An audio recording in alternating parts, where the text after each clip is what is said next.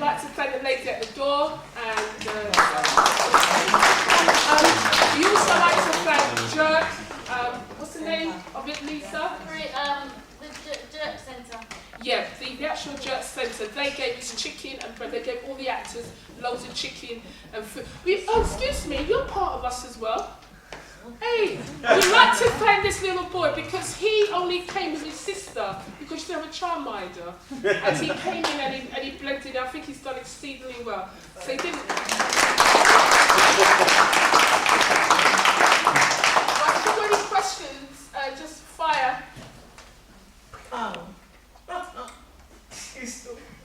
sorry, no, fire. Sorry, don't be fire. Sorry. Hi. For the director here, there seems to be a lot of you within this play. There's a lot of feeling, because I've experienced quite a lot, Yeah, it seems to be very much a cathartic experience for you and it is. allow you to expel. Is that correct? Yes. And how did it work for you? It worked well. This is the hardest place to actually act because there's no lights, there's no spotlights, there's no this, there's no staging or whatever. It's very hard. This is the most hardest type of acting because you're acting to a raw audience and you have to make it live. The actors have to make it real, and I think they've done really well. Yeah.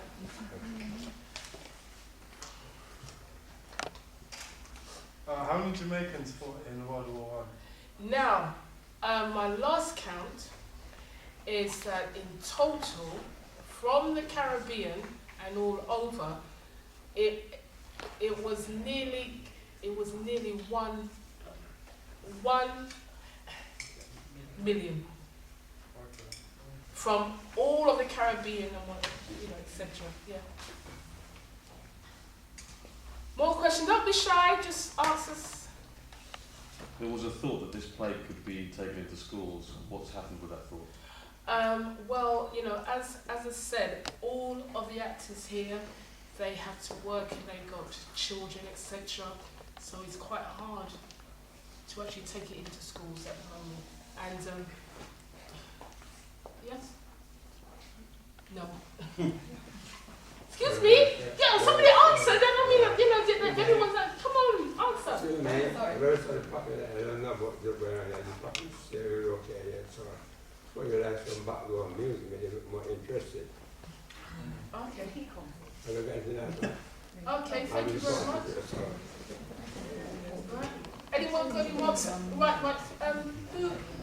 Who would like to answer that question? His question, sorry? Well, your answer to me was more about the availability of the actors, but I mean, if it was an abbreviated play, a shortened play, and maybe you could take it into schools with different players stepping in, depending on availability. So my thought is there any future about it being taken into schools as regards availability of actors? Might be, I think.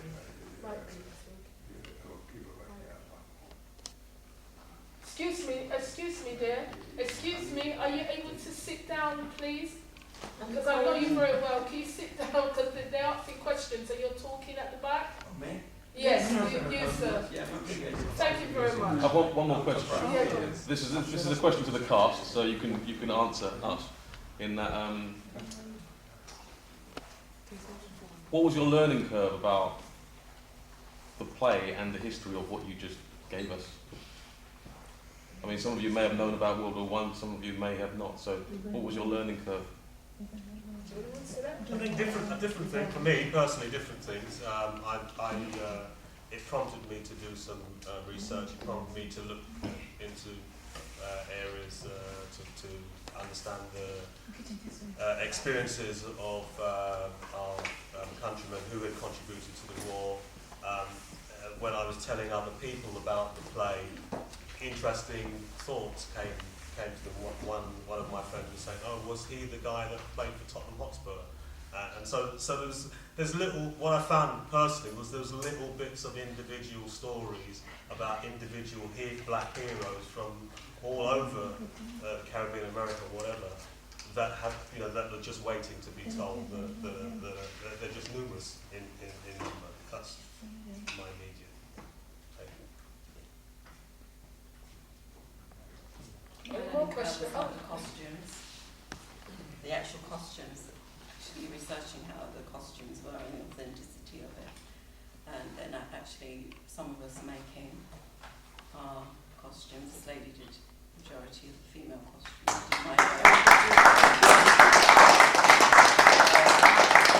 And the gentlemen, the men were actually donated to Lorna from a shop. Lorna, what is the name of the shop? It's Mad World, but the guy that actually done it, he's Irish, he's white, and his name is Sean. And he actually believed in this, so you know, that was really nice of him. Sorry, you had a question. I'm a writer as well, and I'm writing something very similar at the moment.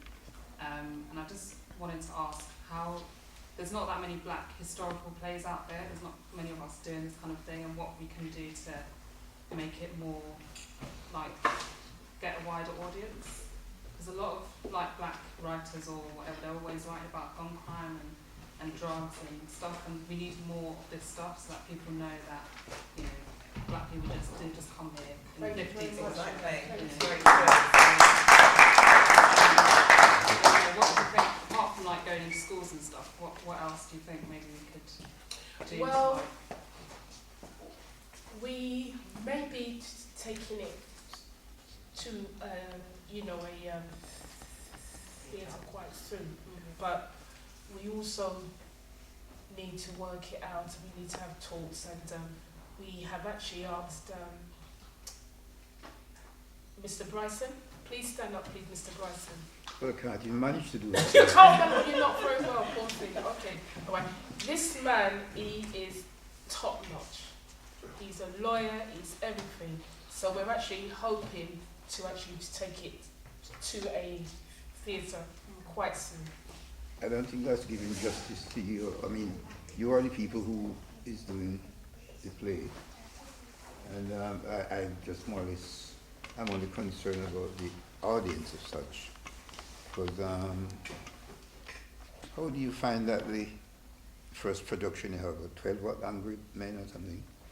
How does it compare with this? Well, when I actually done 12 Angry Women, it was Rampag. Yeah, that's what It was Rampag.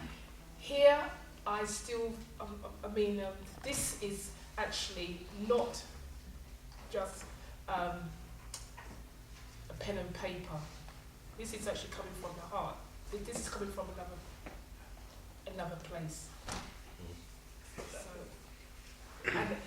and it is actually going to get bigger, and and I am going to put 100% in. This is going to get bigger, because I am sick and tired of hearing another young man shot or stabbed. It has to stop. They have to start thinking that they achieved something. They got every right to be here. They don't have to use a gun to actually prove anything. They have a history, and that's the main reason why I am going to push this. Any more questions? Yes, I wholeheartedly agree with you. It is time that we stop featuring gun crime and the rest of it, and it's old hat now, to be honest. We do actually need to come together as a community and doing this and actually supporting each other and getting out the fact that we did have a history and we did go before slavery. We were and we had a history long before slavery, and we weren't porch monkeys. We were people who were learned people, wise people, yeah, and we came with love with most of what we came with, yeah, and it took them a long time to enslave us. You know, the history books have written out lots and lots of things, lots and lots of things have been written out in history books, because it doesn't fit in with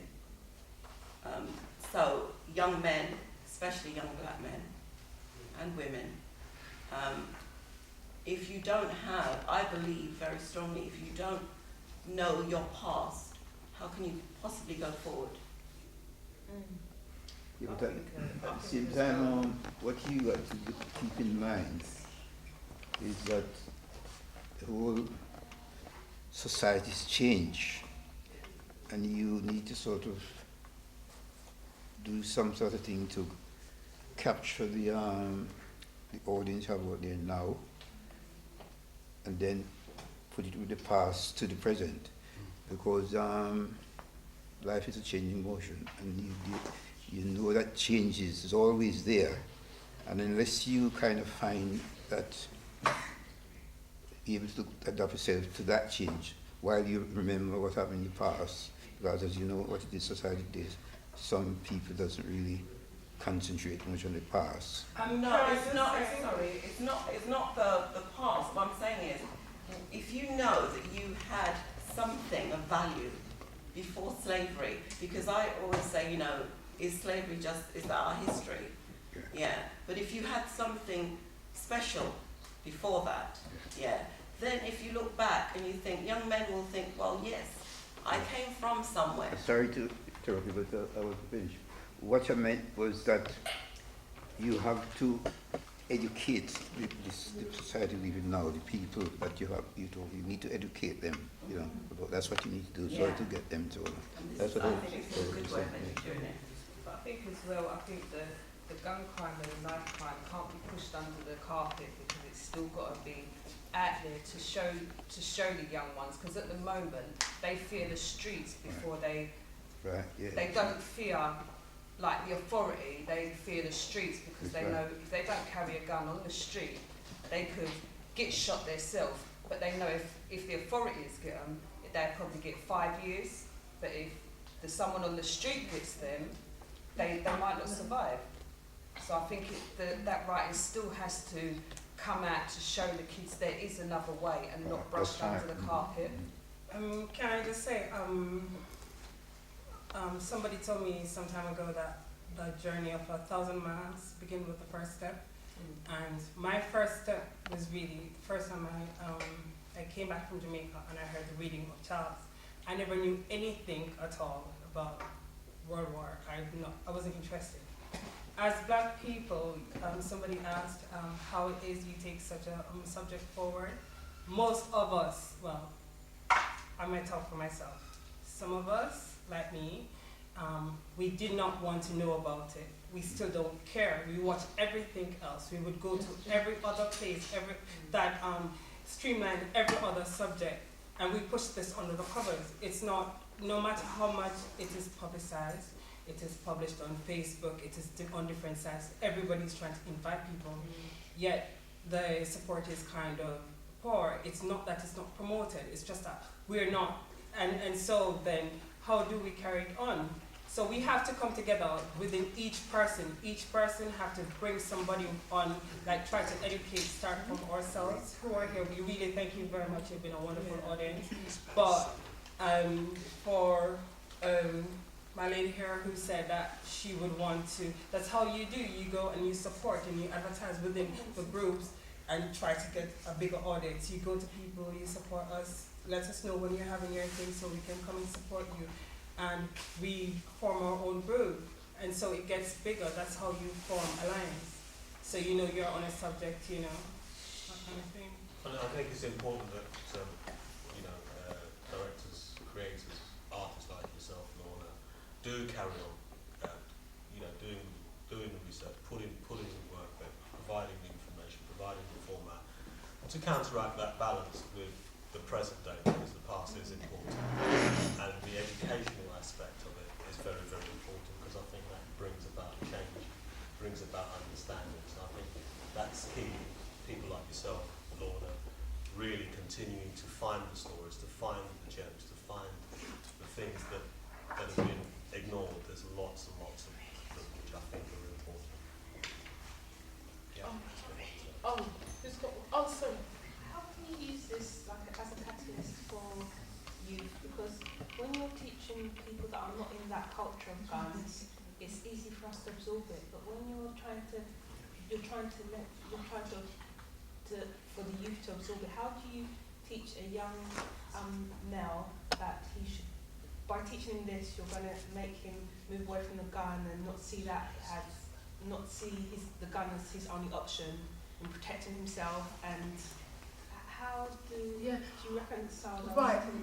From a person like me, it's like it's educated me and I'm hungry for information. Yeah, I know. But for a guy that wants to, that sees the gun as his protection, and I'll do 5 years for carrying a gun because I need my protection, how are you going to... It's about him.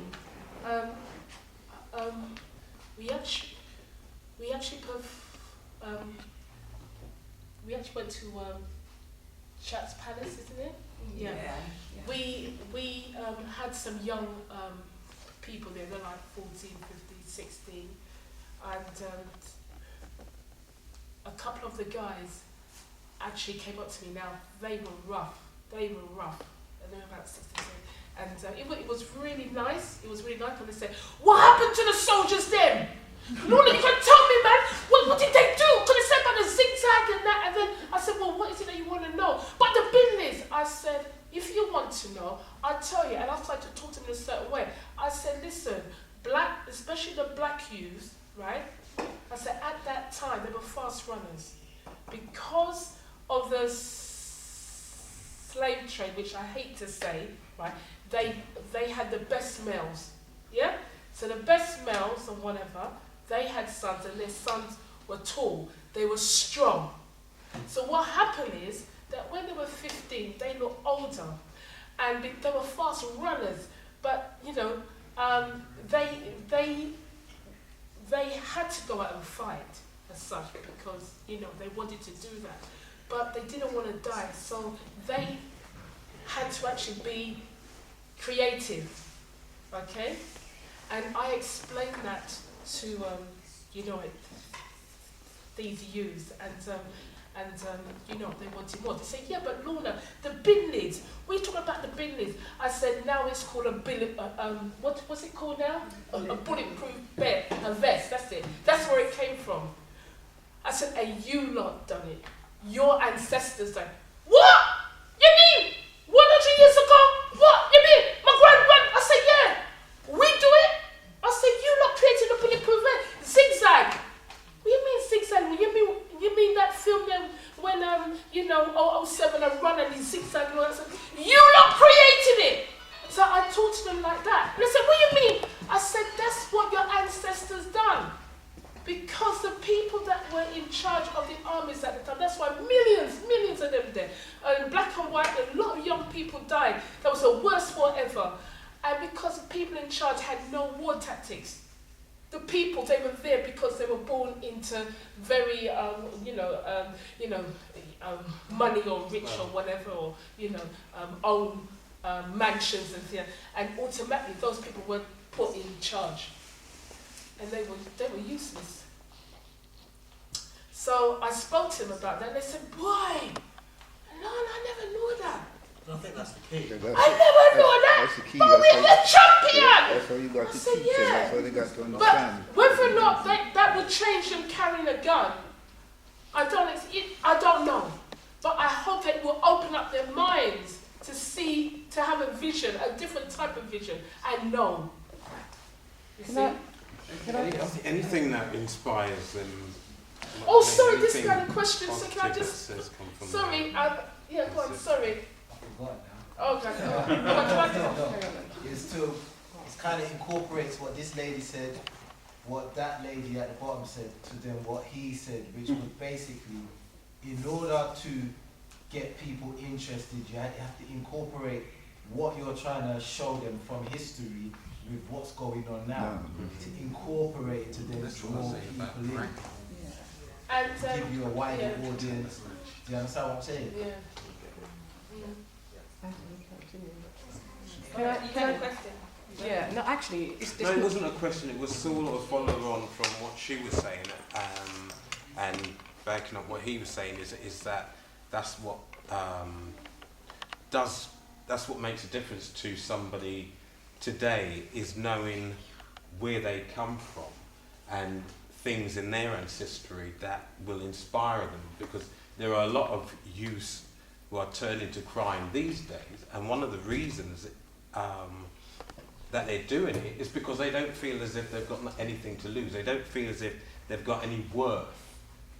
You know, so they're turning to the bad things to make them feel as if they've got some sort of worth. They need to be educated that they're not just born some useless black man. There is good. There's good in their ancestry. Anything that helps them to know about that, learn about that, is good. If they learn things that, like Lorna was saying about the whole zigzag thing, anything that teaches them that black people have done good things in the past helps, I believe. What I'd like to say, it's not a question really. I think it's kind of, I'm sure we're coming to the end, and it's kind of like summing things up. And I've sat here and I've listened from this corner in front and this side, taking on board everything people have said. And by the way, I'm an actress myself. This is the only play I haven't starred in with Lorna. I think we've starred in about 7 of her plays. And just sitting here, looking at the play, I can see how valuable the play is. But this man over here, right in front of us, said the most valuable thing. And he said that the play should be in the schools. Now, we know, and I know, Anthony knows, it's about funding. There's no money. Actors and actresses give up their times most of the time for free. So therefore, this play really should be in schools, because although we're saying that young black men and women feel as though they don't have anything of any value to hold on to, people seem to be saying that the history is the main thing for them. I tend to disagree, because I think there's more than just history, and I think there's more than just gun and knife crime. The reality is this: a place such as this should be funded. Now, the government should actually give funding for more black community theatre. Therefore, we have Black History Month coming, we have certain times at Easter. Plays like this should be in schools, maybe on a monthly basis, maybe in the libraries, maybe in other community projects, in youth clubs. We shouldn't have to be sitting here struggling and talking about how we can put this to use. But is anybody pushing it? Because, sorry, I do understand, just 1 minute. Because at the end of the day, one play won't change an army. One play won't change Mr. So-and-so's son next door from carrying a knife because he feels that he has to protect himself in the street. What the actors and actresses have shown tonight is exactly what was happening at the time when we were here in this country. And today we are here in this country, and other things are happening, but just on a different level. So how do we pull it all together? What we need to do is we need to find a way through to Parliament so that Parliament understands. Then we need a speaker, I guess. So Parliament understands that there is a cry for help for young black people in Britain. And the reality is, everybody in this country actually is here for a reason, and they are meaningful. So therefore, we need help. We can put the plays on. Will anybody take notice? Today, somebody pointed out, you did, we are all sitting here in this room. How many of us have a gun and a knife? We are looking at a play, and we are watching a play, and for me, it was fantastic. For you, it was fantastic. But again, like you said, the message has got through to us, but is there any young black men inside here that it's got through today? That's the point. So the point is, how do we get it into the areas that it needs to be in? Black community theatre has been around for a number of years. It's just that for some reason the audience don't come. Many of Lorna's plays have been out, and we have been jam-packed solid. We've been as far as Birmingham, Lorna. So we've been all over. I've written plays myself. The thing is, we have to pinpoint the people that we want to come. How do we do that? I go back to what I've just said, or shall I say, I reiterate, we need to go to Parliament and we need to air our views. They need to understand that we are professionals, and it's not just a fun thing because only 4 or 5 people turn up. It's a serious thing, and I'm quite sure Anthony would agree. I would, but I still maintain what I said earlier, is that it's also branding. It's and branding, of course. Maybe maybe we could rebrand it, Lorna. You know, sometimes You want to reach out to them, reach you have out to to different people, and maybe the way that we do that is maybe incorporating maybe somebody else, such as this lady who is a writer. Maybe we can kind of link with her. She might have something to offer. The thing is, you know, a pear's a funny shape, but once we start peeling it, you'll get to realise that, you know, we all eat from the same pear. I have to say something very honestly. Do you know how many directors have actually tried to steal this play? I wrote this as an essay 10 years ago. And since it's come on, next year it's going to be big. I know in here, it's not coming from a worldly place. This is coming from a spiritual place. So I know it's going to be big. This is just testing ground.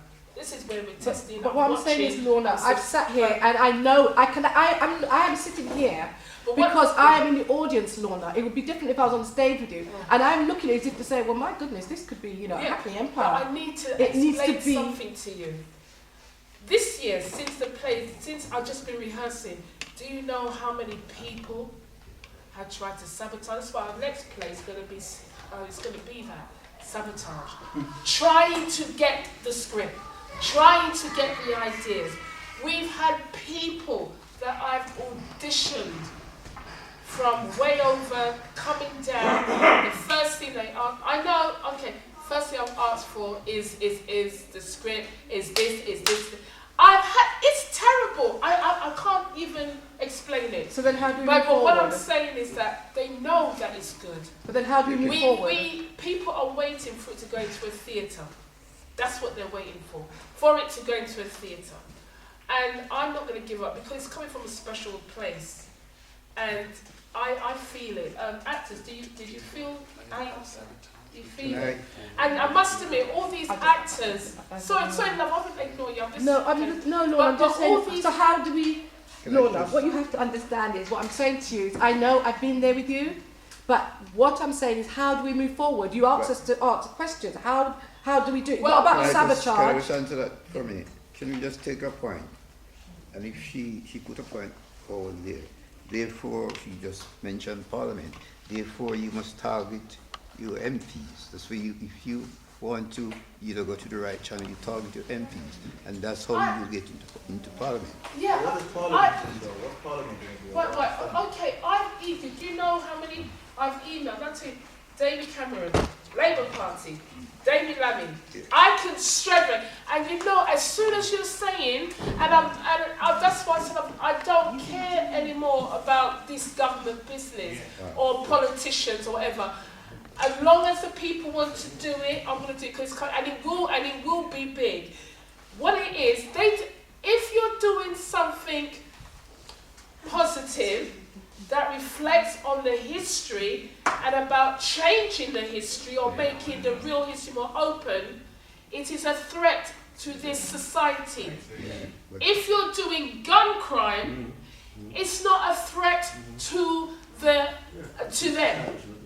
Because it's gun crime, it's every day, gun crime, whatever. And we give money for that, But as soon as you start touching on World War I and all this, and then, I saw the Queen's thing.